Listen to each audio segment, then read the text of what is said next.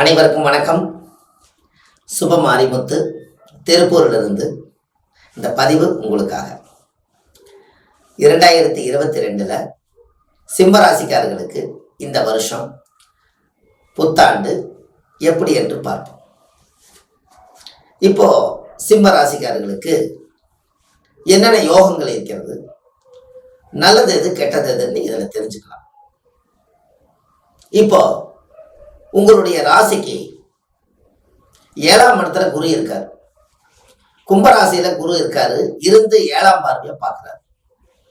சனி சொந்த வீட்டுல ஆட்சி பலமா இருந்து சிம்ம ராசிக்காரர்களுக்கு 6ஆம் இடத்துல குரு ஆட்சியா இருக்கார். கடன் அடையக்கூடிய காலம் இந்த காலம். தீராத கடன் என் வாழ்க்கையில இருக்குதுங்கன்னா இந்த வருஷம் கடன் அடைக்கிறதுக்கு வழி பிறக்கும். சிம்ம ராசி பார்த்தீங்கன்னா வாழ்க்கையில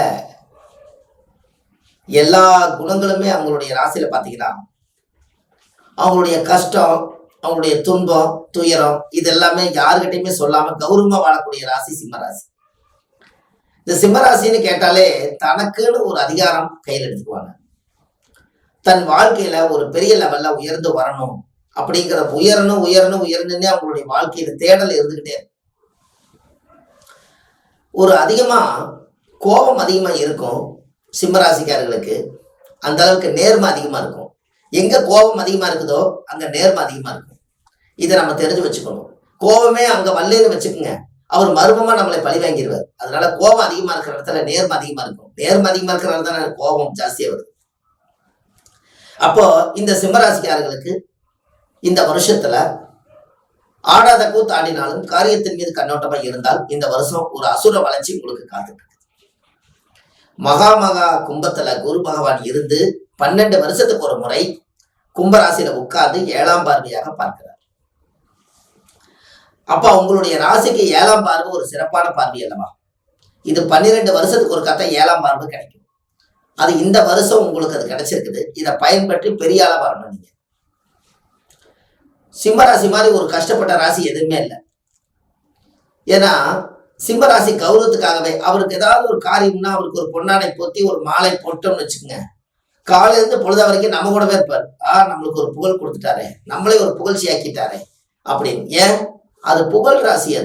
அது கௌரவம் கௌரவம் கௌரவம், பதவி பேரு புகழ்னு ஓடிக்கிட்டே இருக்க. குடும்பத்தை பத்தியே நினைக்காது. நம்மளுக்கு குடும்பத்துக்குள்ள நம்ம ஒரு பெரிய சந்தோஷமா இருக்கணும், குடும்பத்துக்கு தேவையானது என்னங்கிறது சிம்ம கண்டுக்காது. அது அந்த நேரத்துக்கு என்ன தேவையோ அதை அடிச்சு சாப்பிட்றதுக்கு என்ன உணவோ அந்த மாதிரி எடுத்துக்கிட்டு போய்கிட்டே இருக்குமா ஒழிஞ்சு நாளைக்கு என்ன நடக்குன்னு இன்னைக்கு யோசிக்காது. மற்ற ராசிகள் எல்லாம் யோசிக்கும், இந்த ராசி யோசிக்காது. நாளைக்கு விடிஞ்சா பார்த்துக்கலாம். இன்னைக்கு என்ன ஒரு சந்தோஷம், இன்னைக்கு நம்மளுக்கு என்ன தேவை, இன்னைக்கு என்ன பேரு புகழ், இன்னைக்கு நம்மளை யார் பாராட்டுவா, நம்ம எந்த இடத்துக்கு போகணும், இதை தேடி தேடியே வாழ்க்கையே முடிச்சு போடுச்சு இந்த சிம்மம். கடைசி வரைக்குமே இதுக்கு ஒரு முடிவு தெரியாத ராசி சிம்ம ராசி. அவருக்கு தேவை மாலை மரியாதை பேரு புகழ். இந்த இடத்துல போய் சிம்மராசி காணான்னு தேடினீங்கன்னா அவர் அங்க இருப்பார். இதெல்லாம் உங்களுடைய ஜாதகத்துல ஒரு தெய்வம்சமான ராசி. ஏன் என்ன காரணம்னா தெய்வ அனுகிரகம் தெய்வம்சம் அதிகமா வாங்கிக்கிறனால சிம்மத்துக்கு சகல ஐஸ்வர்யங்கள் கிடைக்கும். அதனால பேரு புகழ் மாலை மரியாதை இதெல்லாம் இயற்கையாவே தேடி வர்றதுதான். அது அவங்க வாங்கி வந்த வரம் அப்படி. ஒரு கோயில்ல பாருங்க, பெரிய பெரிய கோயில் எல்லாம் பாத்தீங்கன்னா சிம்ம வாகனம் வச்சுதான் கோயிலே கட்டியிருப்பாங்க. எங்க பார்த்தீங்கன்னாலும் சிங்க வாகனம் இருக்கும். ஏன்? அந்த தெய்வத்துக்கு கூட சிங்கத்தை ரொம்ப பிடிக்கும். அதனாலதான் சிம்ம வாகனம். அது அசுர வளர்ச்சி கொடுக்கக்கூடியது. பெரிய பெரிய ராஜாக்கள் மன்னர்கள் எல்லாம் சிம்ம வாகனம் வச்சு கட்டி முடிசூடி அந்த மன்னனுக்கு உறுதிப்படுத்தியிருக்காங்க அந்த காலத்துல. அதனால சிம்மத்துக்கு அதிக பவர். அதனால சிம்மத்துல பிறக்கிறதே அந்த வீட்டுல அது கடைசியில பிறந்தாலும் அது மூத்தது மாதிரியே வாழும். தெய்வாம்சம் நல்லா பொருந்திய ராசி. அப்போ இந்த வருஷம் 2022 என்னதான் நம்ம கஷ்டத்தை அனுபவிச்சாலும் கூட இந்த வருஷம் சரியா 360 நாள் இந்த குரு பயிற்சியில குருவோட பார்வை இருந்துச்சு. இதுல புத்தாண்டுல இந்த வருஷம் நீங்க 2022 சரியா ஒரு 360 நாள் ஒரு நாள் கூட மிஸ் பண்ணாம உங்களுக்காக வாழுங்க. ஒரு ராசிக்கு 30 டிகிரி, பைத்துமும் 30 2 3 6 360 டிகிரி. ஒவ்வொரு நாளும் நமக்கு சாதகமான நாள் தான். பாதகமான நாள் நீங்களே முடிவு பண்ணிக்க வேண்டாம். சிம்மத்துக்கு 7ஆம் பார்வை குரு பார்வை இருக்கிறதும் சனி 30 ஆண்டுக்கு ஒருக்க ஆட்சி பலமா இருக்கிறதும் இது வாழ்க்கையில ஒரு முறை தான் கிடைக்கும். இன்னொரு தடவை சுத்தி வரோம்னா சனி வந்து 60 வயசுல தான் வருவார். 30ல ஒரு ரவுண்டு வந்துட்டாரு, இனி 60 ஆயிரும், மறுபடியும் இன்னொரு 30 ரவுண்டு வந்துடும். அதனால நிக்கிற இடத்துல இருந்து இன்னொரு 30 வந்துடும். அப்போ உங்க வயசு எவ்வளவு நீங்க கணக்கு போடுங்க. இந்த குருவும் சனியும் ஜாதகத்துல அதனுடைய சிம்மராசிக்கு சாதகமான இடத்துல இருப்பதனால இந்த வருஷம் புத்தாண்டு ஒரு பெரிய ஒரு புத்துணர்ச்சி கொடுக்கும். இந்த வருஷத்துல செய்யும் தொழிலே தெய்வம்னு சொல்லி நீங்க தெய்வத்தினுடைய அனுகிரகத்தை வச்சு நீங்க உங்க தொழிலை நீங்க ஸ்டார்ட் பண்ணுங்க. அதாவது கைவிட்டு போன பொருள் வந்து சேரும். கணவன் மனைவி பிரிஞ்சு இருக்கிறவங்க சேர்ந்துருவாங்க. நீங்க மனசுக்குள்ள யாரை விரும்புறீங்களோ அவங்களே வந்து உங்களுடைய வாழ்க்கையா வந்து நிற்பாங்க.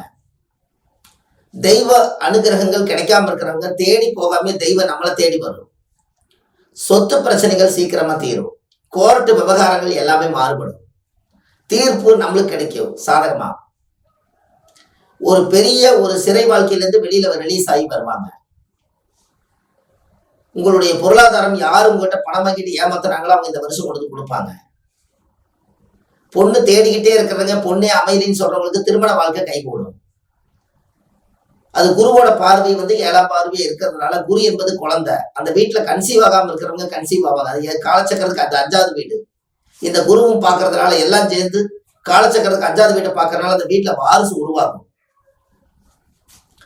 யாருடைய சப்போர்ட் இல்லைனாலும் தெய்வத்தோட சப்போர்ட் கூட வந்து நிற்கும். அனுகிரகங்கள் அதிகமாகும்.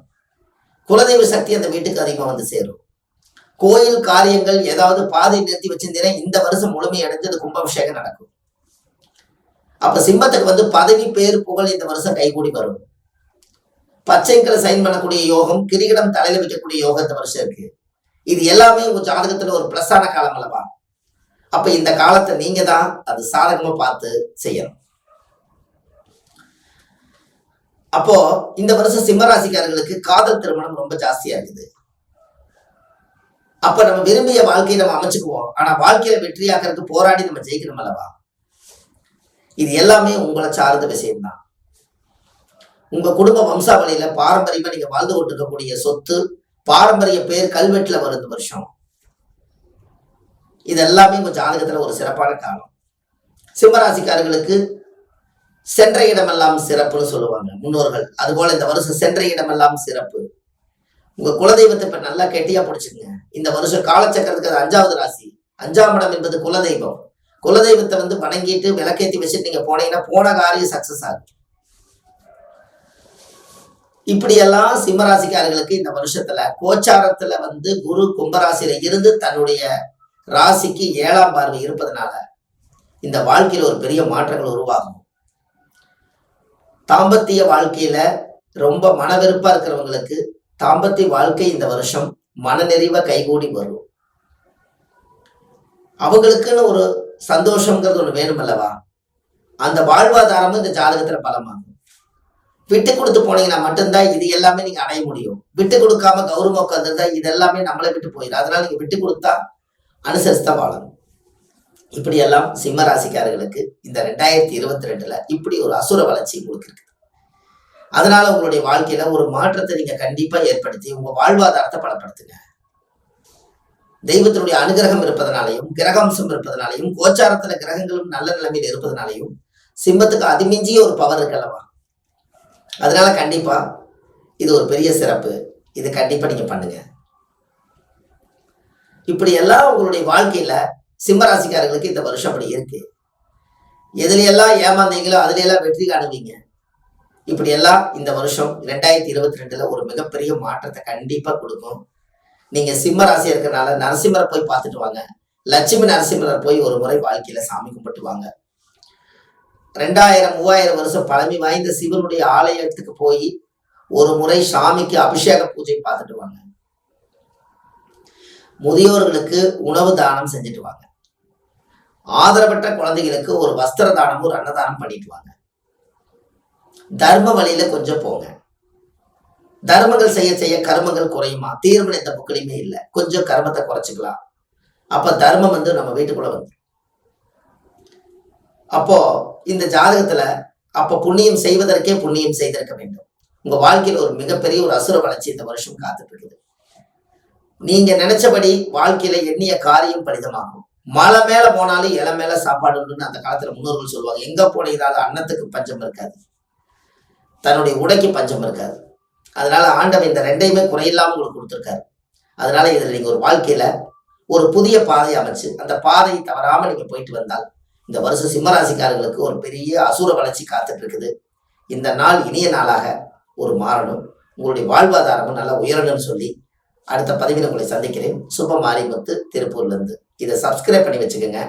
இந்த பதிவை எல்லாத்துக்கும் ஷேர் பண்ணுங்க. நன்றி, வணக்கம்.